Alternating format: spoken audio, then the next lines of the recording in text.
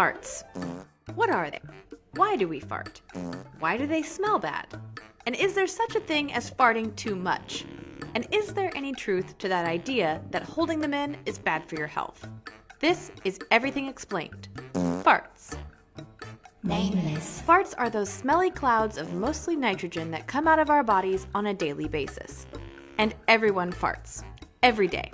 In fact, the average person lets out about 1 liter of gas per day, mostly in their sleep. Farts, aka gas, aka toots, aka flatulence, aka breaking wind, aka cutting the cheese, aka bottom burps, whatever you call them. They're made up of mainly nitrogen, hydrogen, and a bit of carbon dioxide and methane, and a tiny bit of oxygen. The sound of a fart is caused by vibrations in the rectal opening. And the sound gas makes really depends on the speed of the gas leaving your body plus the shape of the sphincter at the time the gas gets released. So the tighter the sphincter, the more high-pitched and squeaky the fart will be. And if it's loose, then you'll probably have a lower fart. And the smell? That comes from the minuscule amounts of ammonia, hydrogen sulfide, and, well, excrement, which can be smelled at 1 part per 100 million parts air. About 75% of your farts are produced by the bacteria in your lower intestine.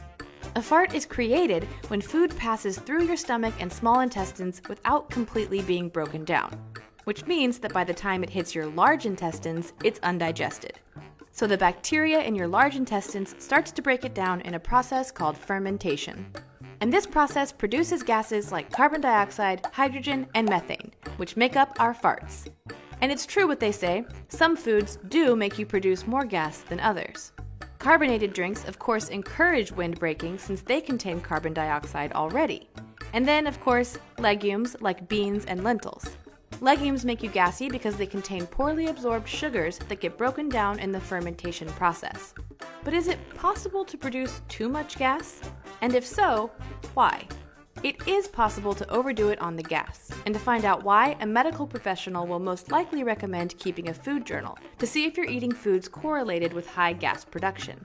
And while some foods are generally linked to more gas production, like broccoli and cabbage, some people are more gas sensitive to them than others. In which case, you could take a supplement that contains digestive enzymes to help break down those hard-to-digest foods. Anxiety could also cause you to swallow more air, which is why some people pass gas when they're nervous. Meanwhile, lifestyle habits like chewing gum, eating too fast, drinking with a straw, and smoking can increase your air consumption, which can result in more air from your derriere. In which case, you may want to not chew gum or use straws, quit smoking, and slow down and enjoy your meals to prevent excess flatulence. You may be tempted to hold your farts in, but that's not a great idea.